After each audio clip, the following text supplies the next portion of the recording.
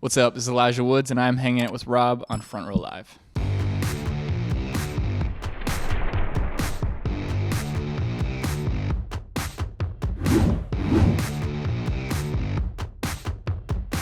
What's up, guys? Rob here, Front Row Live Entertainment. I am hanging out with Elijah Woods, and I'm excited to be sitting down here with you, man. Like, listening to this EP that you just recently dropped. I love how much more personal this is for you. So I really want to dive in on Elijah Wood and like talk about like that initial, idea behind creating this EP in the first place. Yeah, I mean, first up, thanks for having me, dude. I'm stoked to be here. Stoked to be in my own home. Incredible. Welcome to LA. Yeah. I was like, where can we do this? I was like, let's do it in my home. This is cool. I love it. I mean, this EP was it was a really strange one for me. So I wrote so much music in the last year and a half, and I went through a bunch of amazing personal stuff and a bunch of really strange personal stuff. Yeah. And it was a collection of songs, both this one and Hey There Elijah, that I initially thought was going to be an album. And I wrote it as an album. And then as I was listening to it over the summer and in the process of moving and going through all these like transitory phases in my life, I was like, it doesn't feel like exactly what I want to say right now. So it ended up being two separate EPs. And the way I've kind of explained it to myself was, Hey There Elijah is asking the questions, and then Elijah Wood is the settling and the response to those things. I think there's a lot of uncertainty in my life during the time of writing this project, and then as I was finishing the project, I kind of found clarity and found certainty in my music again, which is like a nice feeling. It's crazy when artists go through that, where like, on our end of the fans, and it looks like everything is like flowers and amazing, and you're just dropping music and it's incredible. But then on the artist end, it's like they're struggling, trying to figure out their way, or like trying to figure out how to make the next record or the next single. Yeah. I think there's like there's a want to like constantly, I mean, especially for me, to constantly progress and like experience new things and musically just try something new. Cause like I'm very much a producer first, and I'm a studio rat, and I love just exploring sort of new sounds. So to get caught in the same sort of loop is just like exhausting to me. It's more exhausting than just like trying something and it not working. So I'm always on the edge of like, let's just try it out. Yeah. And with this EP, like, how did you kind of step out of your comfort zone to be even better as a producer? Just because like you also collaborate with other producers and songwriters that are also producers. So, that could be intimidating, but that could also be like more of a fire fueling, thing. Right. So like, how did you feel that you kind of became a better production or created a better production during this EP? I think it was just that. I think it was collaboration. I think predominantly up until this point in my career, I've made most of my music myself, with the exception of a few very close songwriters who I kind of entrust with my stories and that sort of thing.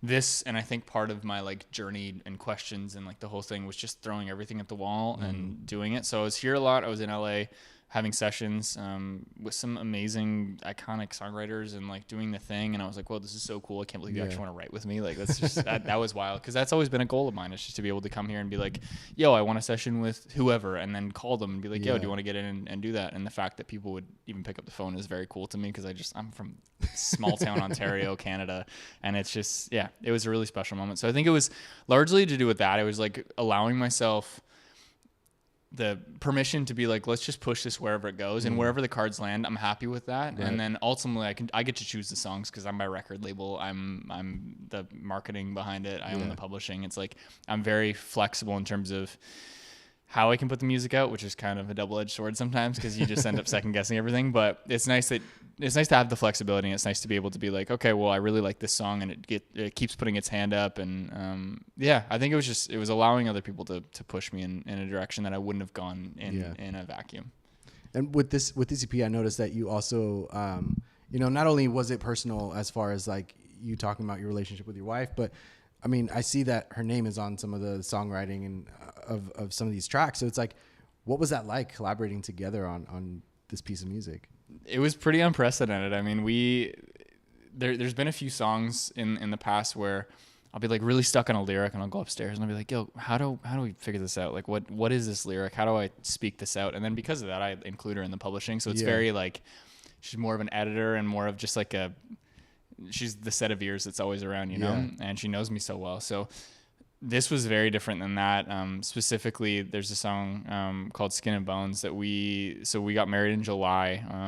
And 3 days before our wedding, I realized I was listening to this project and I realized I didn't have anything that felt like that kind of moment in time. And I love to write a song or multiple songs in sort of every chapter of my life, just to like journal entry. Yeah. You know what I mean? Even if it's a terrible song, it's like I like just doing it to be like, oh, I wrote that when I was there, and I can hear myself in that period of my life and like the way I was singing or the way I sounded or my word choice or whatever. And it was 3 days before our wedding, and I was like, I don't have anything. Let's just like write a song. And then I was like, if you want, like we can write a song together, and it could be like the thing that we do. And normally when that happens, it just ends up like dog shit. Like it's not good quality. It's just like terrible. When you write with like that much intention, it's just like, this is not a good thing. Yeah. And then we came across this like guitar loop thing, and I never used guitar loops, but I was like, oh, this is incredible. And then we started writing Skin and Bones, and we sat in the room until it was done, and it only took us like an hour, and we wrote all the lyrics together. It was like really such a special memory for me, and then it ended up being like the song in our wedding video, which was like so sweet. That's cool. It's cool to kind of create your own thing for your own special day at the same time. It was weird. It was kind of like, it was one of those things. I was like, is this cringy as hell? But I was like, I don't know. We wrote it, and that's as real as I get, you know? Yeah, that's cool. Now, you mentioned that you like to, it's like journals, writing music for those types of moments that you experience.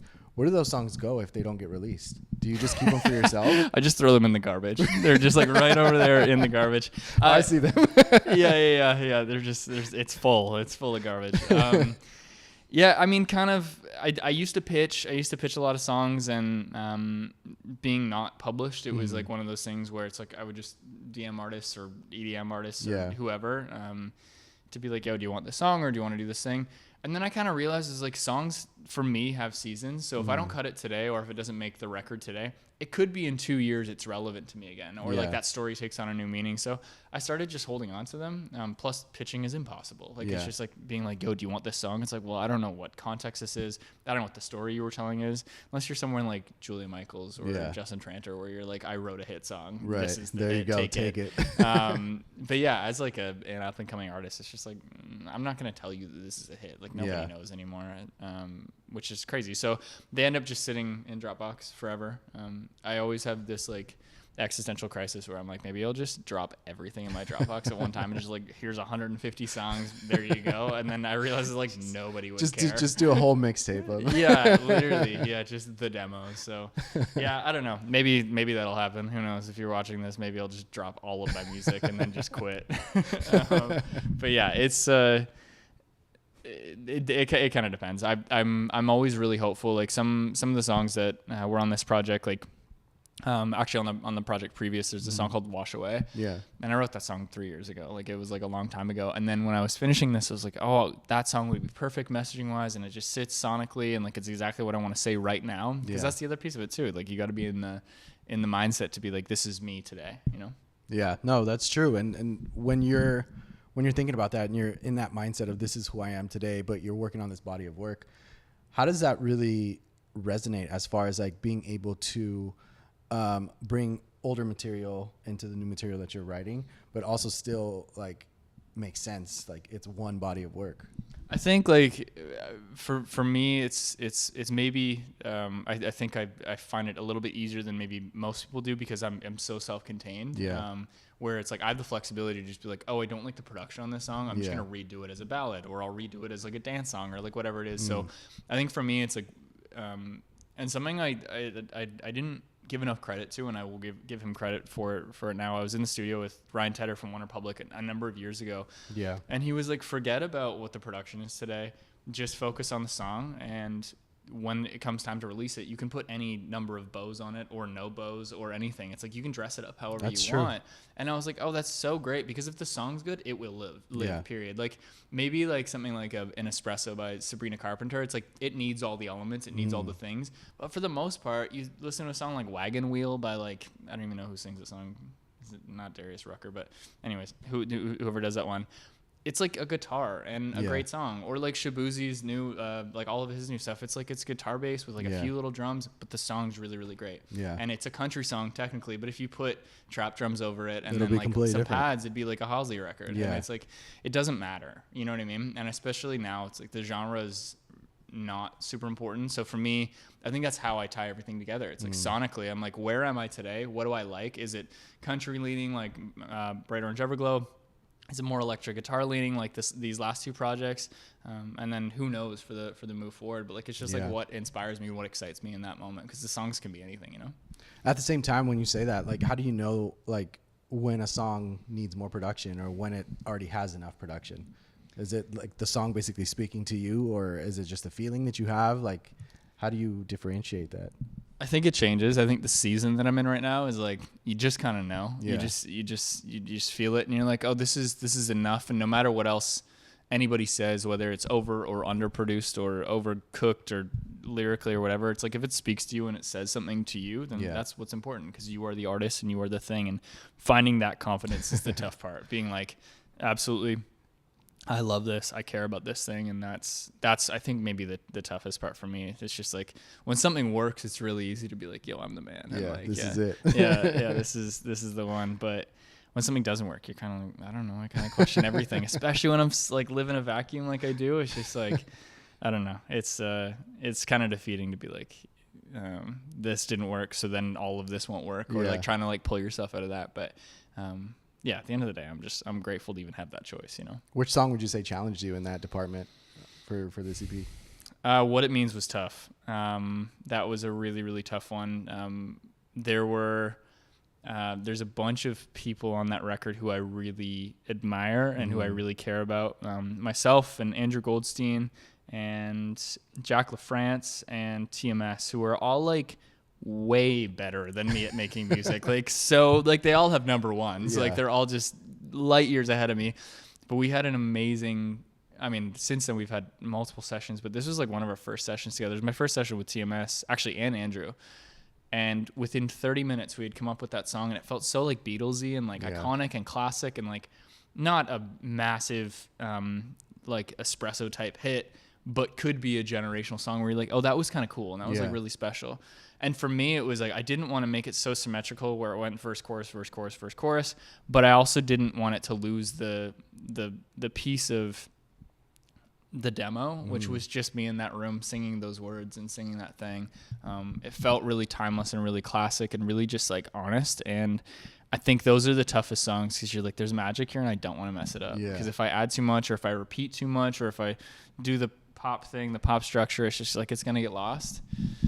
And I think the version that got released production wise pre-mix was like V16 or something like that. Like there's so many versions of that song, and the version that ended up coming out is so close to the original demo. We ended up just putting the chorus at the end of the song instead of just repeating "I still don't know what it means" for the rest of eternity. There's a big Cali fade out in the old version. It was like it was crazy, but it was so good and it was so special, and like it's so close to the original demo. The fact that this was your first time with Goldstein and TMS, like what would you say that they did to make this session comfortable for you, but at the same time like allow you to be a little different than your previous sessions? I mean, I record all my own vocals myself, and that was the first time that I'd been in the studio and be like, let's just like lay something down and see how that goes, because like I'm really particular about how my voice sounds, and I think it's a confidence thing. Like I'm not Adele. Like I know my strengths, but I really enjoy singing, and I've gotten better over the years. But that was maybe the first thing. It's like they just didn't care. They were like, you sound awesome. Like this is great, and gave me a lot of confidence that way. I think working with anyone, and not to slight those guys because I think it is largely because of them, but working with anyone at that caliber, they've been doing it long enough that they're like, hey, this song is special or it's not, and it's no pressure. Like we'll get in there, we'll write a song, and if it's great, awesome, and if it's not even today, then incredible. But it's like low stakes. It's like not everyone's like, oh my God, I'm so hungry and I need a hit because I can't pay my bills. They're just like, they're doing it. You know what I mean? They're professionals and they're so cool. And that was really relaxed. I think it's the environment and like just the fact that like we can chill and just like play ping pong, or we can write a song and that'd be fun, you know? So you have your own home studio here. So do you still record everything here when you're collaborating with them, or do you still go to their studios when you're collaborating with them? It depends. I mean, part of my journey coming here was like I want a spot to set up that people can come and write with me. I think something I'm learning, and like it's been a pretty recent thing, me working with other songwriters or external producers or anything.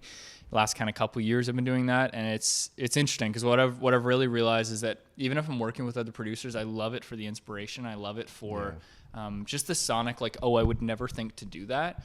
But then I end up taking things and bringing them home and then being like, oh, I really like that string arrangement, but I would do it on pads and I would do this. So it's always collaborating, but I never fully, with one exception, I never fully have put out a song that somebody else has produced. And the exception to that is a song called January Eyes, which was Jason Sowito, who's incredible. And I work with him all the time. He's so talented. But he, myself, and Jack were in the studio. I think it was maybe a year and a half ago or something like that. And we were just like sitting like this on the couch, and we recorded the shit playing out of the speakers. And Jason came up with this loop, and we were like, oh, we should sing this chorus thing over it. We recorded it in the room with everything playing through, loud as hell. The vocal's so noisy. And we were like, we should pitch the whole thing up. And it was like, oh my God, that's so cool. And then Jason put the stutter thing on it. And the vocal that made it into the actual song is the original demo vocal on a 57 or something like that, just sung into the room and all stuttered up and everything. And I was like, the demo's great. Like, it's incredible. We ended up recording some more vocals for the verse and stuff. But like, with the exception of that, it's like I always take things home and look at them and dissect them. So that was the goal here. It was to be able to have a spot that I can think about things and like have no noise and whatever, or have noise when I want it.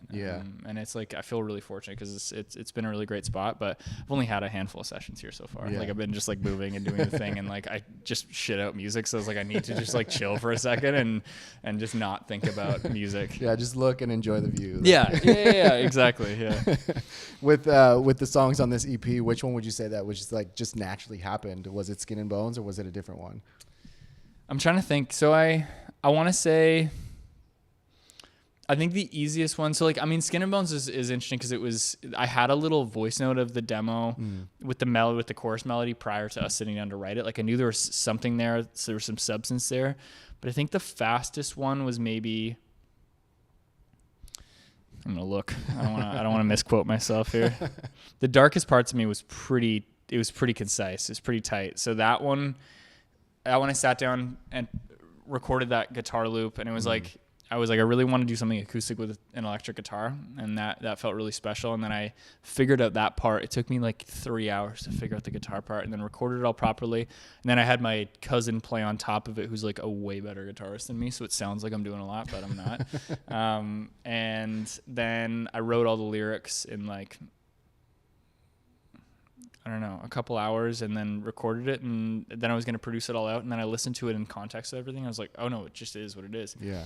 And it was really tough for me to copy and paste the choruses, because it felt like this thing that wanted to evolve. And then when I redid like three different versions of it that had like an evolution of the chorus, and it got bigger, and then there was harmonies and all that stuff, and it all took away from the song, and it was so weird for me, because I was like, it's so sonically like boring and obvious to copy and paste the chorus, but there was some magic in it. Like, I don't know what the OG chorus performance was, but it just worked, and I was like, that was a weird thing for me, and I just had to let it go and like give it up and be like, I guess that's what it is. So it was a really easy one, and it was just like, okay, I guess it's done. Damn. I listened to the EP, and I listened to Evergreen, and that one sticks out to me. Hell yeah. And I don't know if it's like the additional vocal that I'm listening to as well. But talk to me a little bit about that vocal.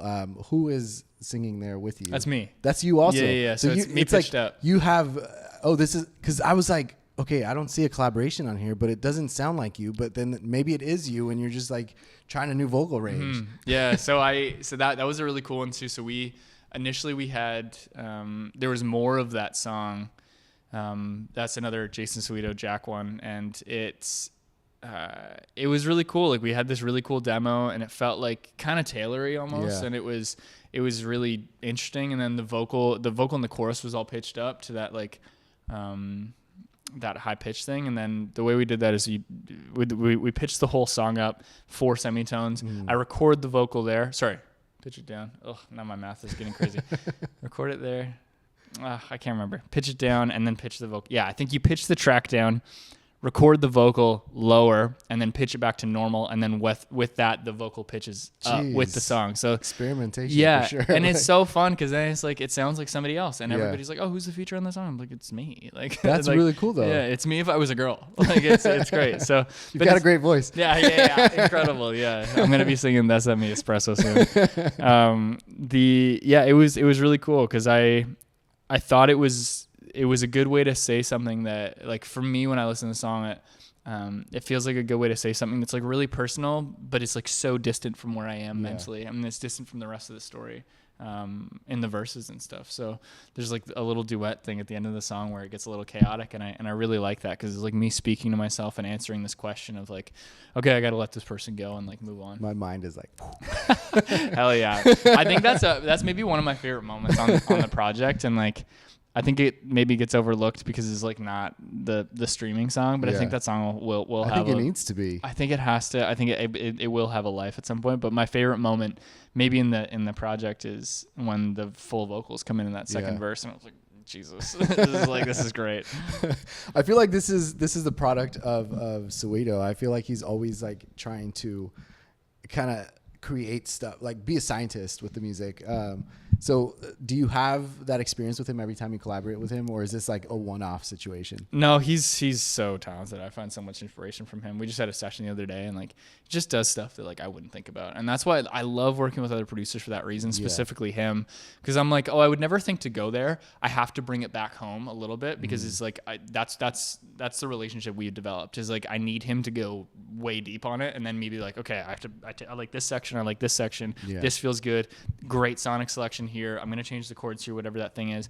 But I rely on him for that. I rely on him and other producers. I mean, not so much other producers lately because I've just been in a little vacuum again, which is nice. But yeah, it's always nice to have somebody who, like, I can just be like, go run wild and go free, and then I'll take it and think about it, sort of thing. Which I think is like, I mean, I feel really grateful that I have that skill, because I think a lot of artists get lost in, this song sounds like this, and this song sounds like this, and then I went this way, and then I went this way. And I think this project is sonically different than what I did maybe last year, but it's still like, it's this era of me, you know what I mean? They all sort of sound like this thing. Whereas I think some artists working with multiple producers, it's like, it's impossible to keep a sound and to find a sound. Even you do a ballad with one producer and then you do a ballad with another producer, it's like, those are sonically very different, and that's a good thing, like a lot of times. But I feel very fortunate that I'm able to be like, this was recorded on my guitar with my mic and this thing, so it always sounds like me. Yeah. No, and the fact that you always wanted to come back home somehow, one way or another, I feel like that really makes it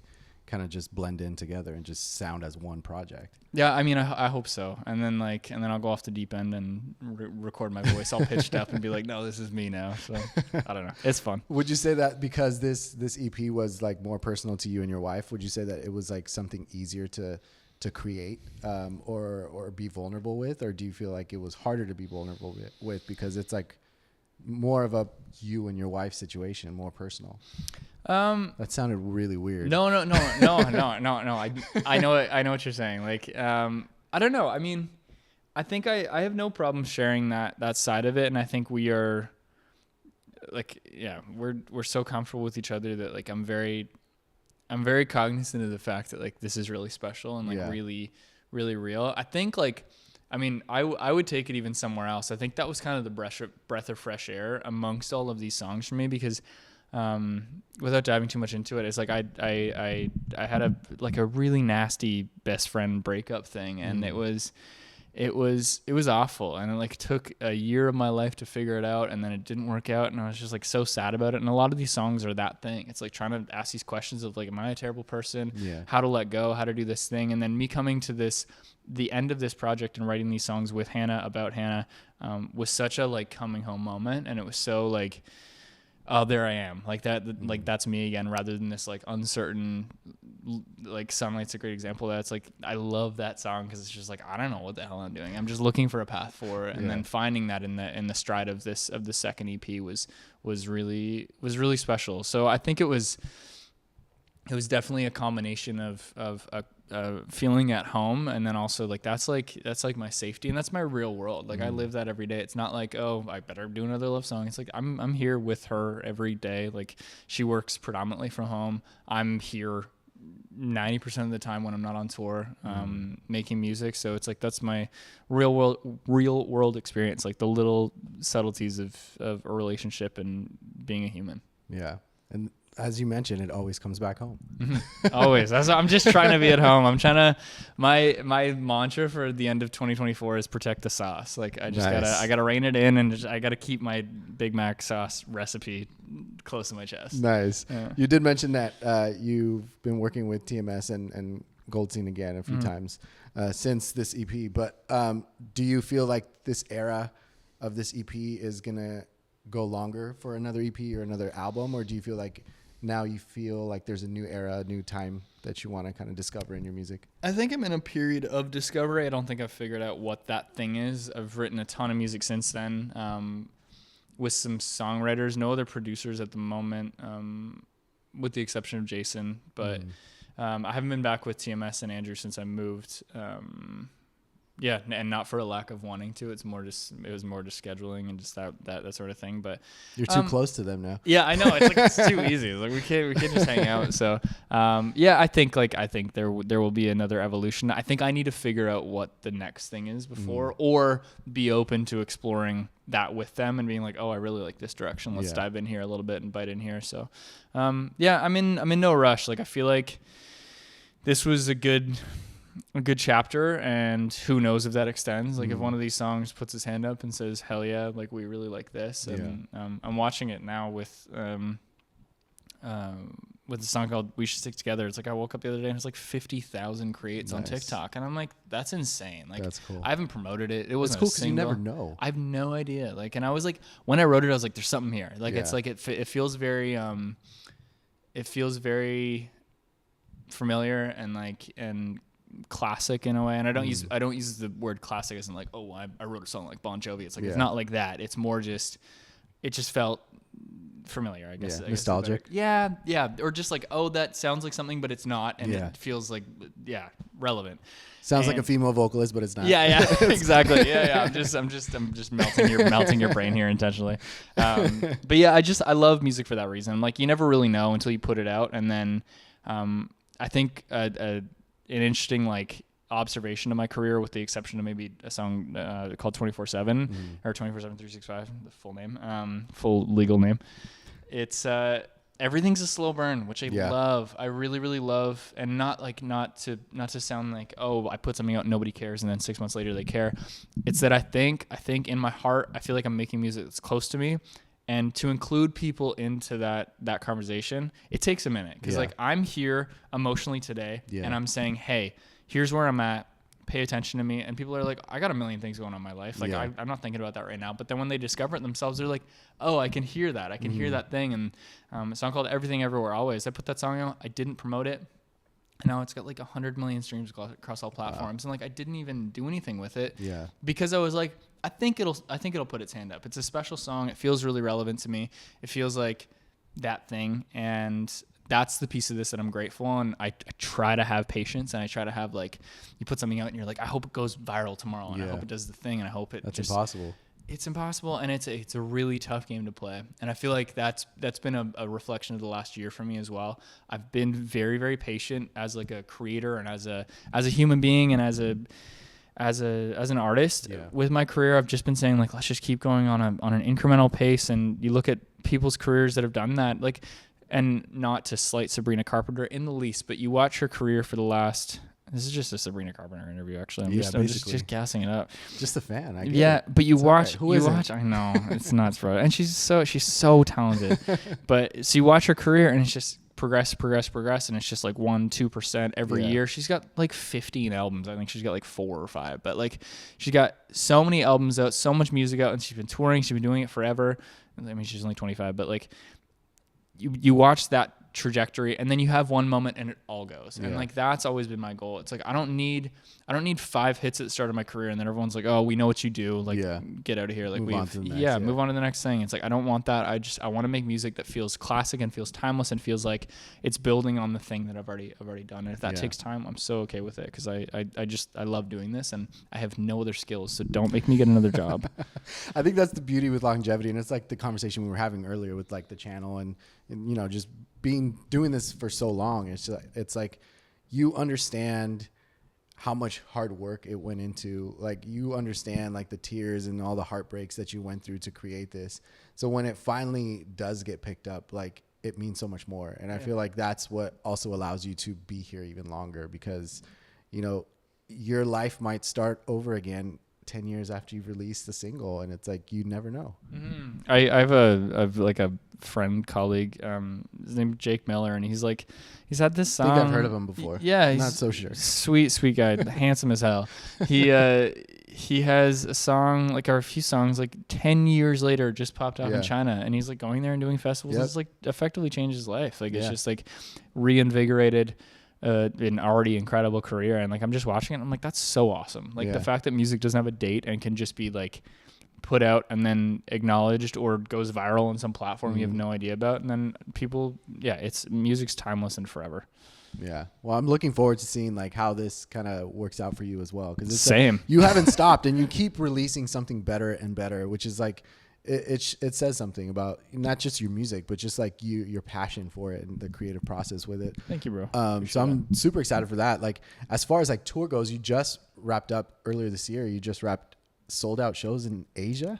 Like it's pretty crazy. I mean, it's wild. It's like talking about Jake Miller. It's like same kind of scenario. It's like, what was that experience like for you, and what did you take away from those shows and performances? I don't know. A lot of takeaways.